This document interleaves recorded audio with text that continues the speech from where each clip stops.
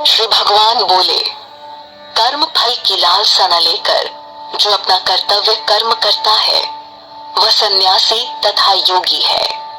केवल अग्नि का अथवा क्रियाओं का त्याग करने वाला सन्यासी या योगी नहीं होता। हे पांडव, जिसको लोग सन्यास कहते हैं तुम उसको योग समझो, क्योंकि संकल्पों का त्याग किए बिना कोई भी मनुष्य योगी नहीं बन सकता। योग का आरंभ करने वाले साधक के लिए कर्म करना ही मार्ग है। योगारूढ़ हो जाने पर उसे योगी के लिए अपने संकल्पों को त्यागना ही कल्याणकारी मार्ग कहा गया है। जब साधक न तो इंद्रिय विषयों में और न कर्मों से लगाव रखता है तथा सभी संकल्पों को त्याग देता है, तब वह योगारूढ़ कहा जाता है। मनुष्य को अपने मन को नियंत्रण कर अपना उद्धार करना चाहिए, अपना पतन नहीं, क्योंकि मनुष्य स्वयं ही अपना मित्र है और स्वयं ही अपना शत्रु।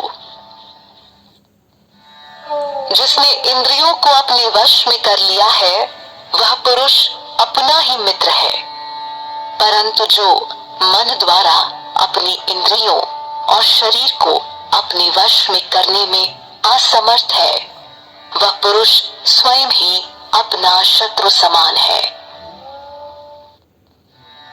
जो मन को जीतने वाला पुरुष सर्दी गर्मी सुख दुख तथा मान अपमान में शांत रहता है, ऐसे जितात्मा पुरुष में परमात्मा आत्म रूप से विद्यमान होते हैं।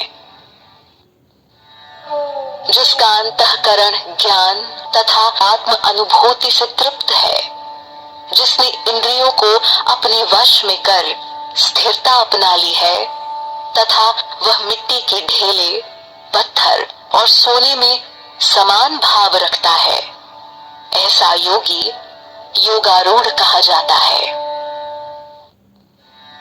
जो पुरुष शुभ चिंतक मित्र बैरी पक्षपात रहित मध्यस्थ धर्मात्मा और पापी पुरुषों में भी समान भाव रखता है वह श्रेष्ठ है।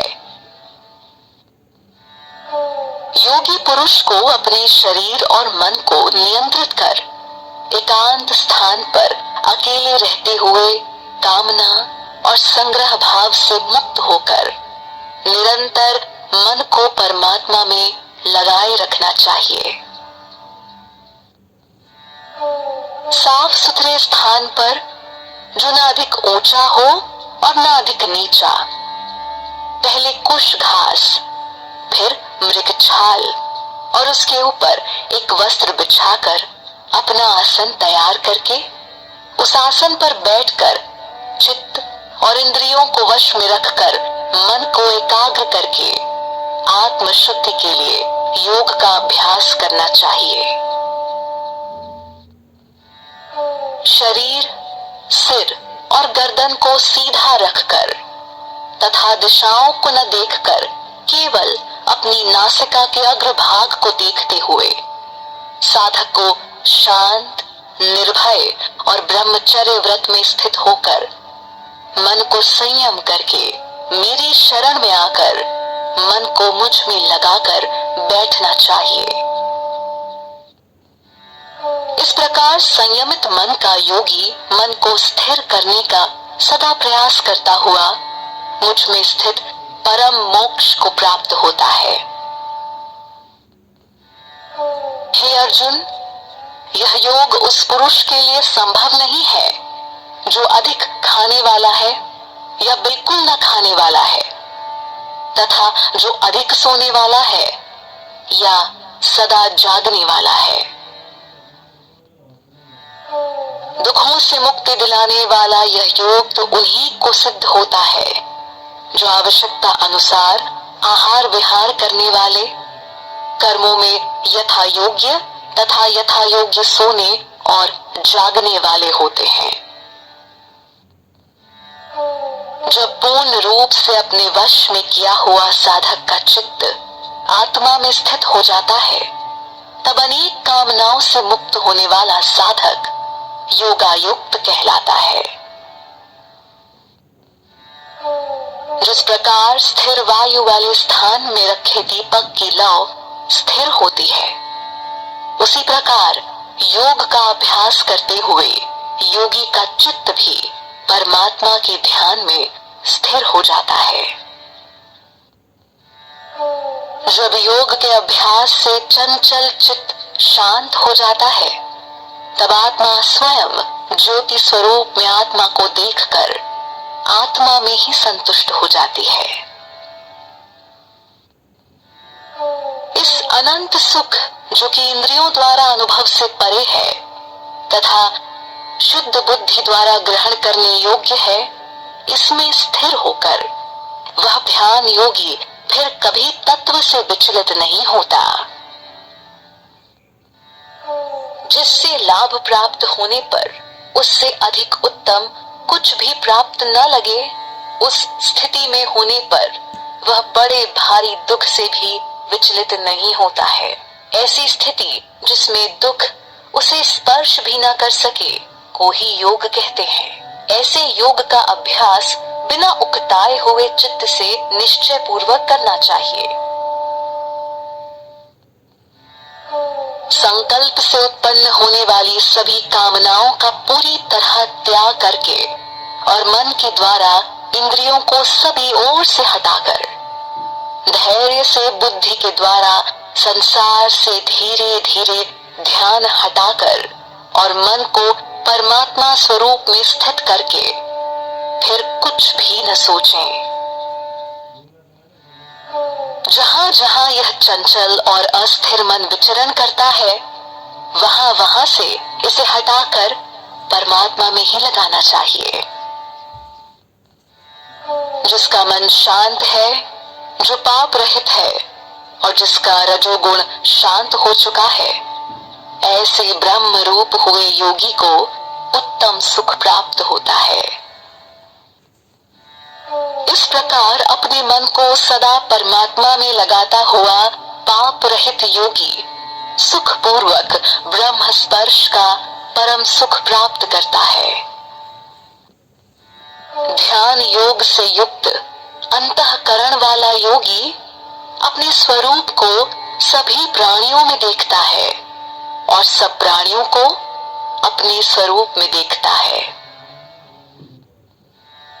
जो मुझे सब में देखता है और सबको मुझ में देखता है, उसके लिए मैं कभी अदृश्य नहीं होता और वह मेरे लिए कभी अदृश्य नहीं होता।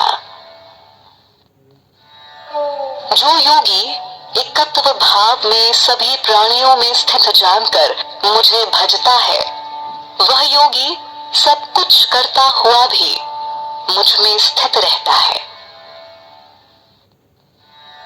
हे अर्जुन, जो पुरुष सभी के दुखों अथवा सुखों को एक दृष्टि से देखता हो, मानो कि वह उसके अपने दुख अथवा सुख है, वह परम योगी माना गया है।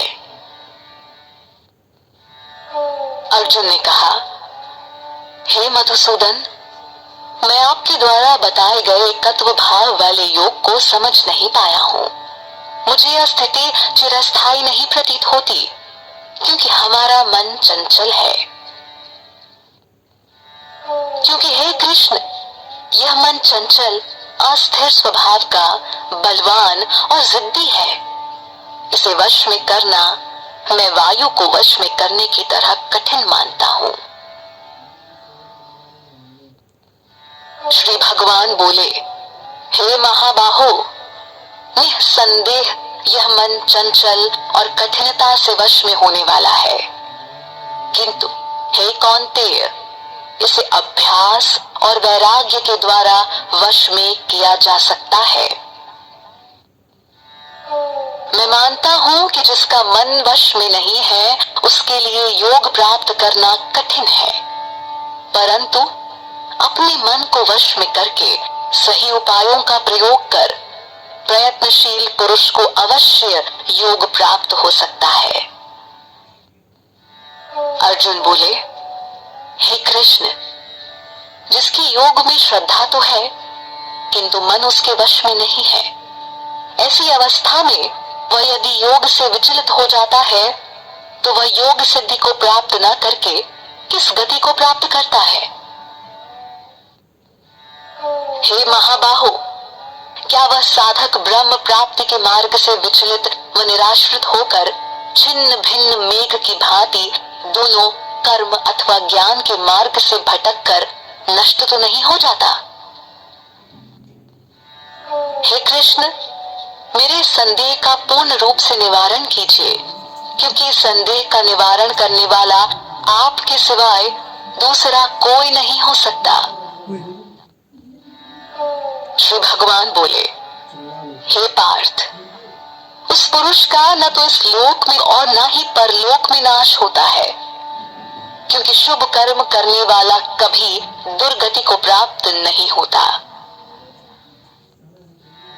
योग से भटका हुआ साधक पुण्य करने वाले लोगों को प्राप्त कर वहां दीर्घ काल तक रहकर शुद्ध आचरण वाले धनवान के घर जन्म लेता है, अथवा वह साधक ज्ञानवान योगियों के कुल में ही जन्म लेता है। इस प्रकार का जन्म लेना संसार में बहुत ही दुर्लभ है।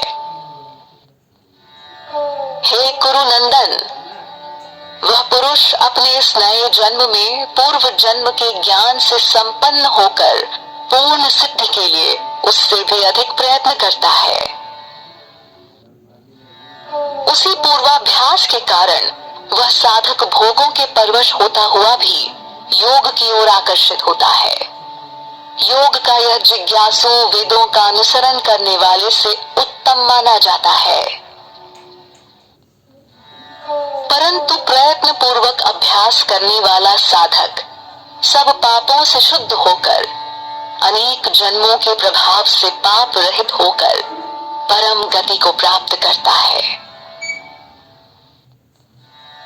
क्योंकि तपस्वियों से, ज्ञानियों से और कर्मियों से भी योगी श्रेष्ठ है, ऐसा मेरा मत है। इसलिए हे अर्जुन, तू योगी बन। समस्त योगियों में जो श्रद्धावान भक्त मुझ में तल्लीन होकर मन से मेरा भजन करता है, वह मेरे विचार से सर्वश्रेष्ठ योगी है। ओम जय भगवद गीते, जय जय भगवद गीते। हरि कमल विहारिणी, हरि कमल विहारिणी, सुंदर सुपुनीते। ओम जय भगवद गीते। कर्म सुमर्म प्रकाशिनी, काम शक्ति हरा, काम शक्ति हरा। तत्व ज्ञान विकासिनी, तत्व ज्ञान विकासिनी, विद्या ब्रह्म परा। ओम जय भगवद गीते। निश्चल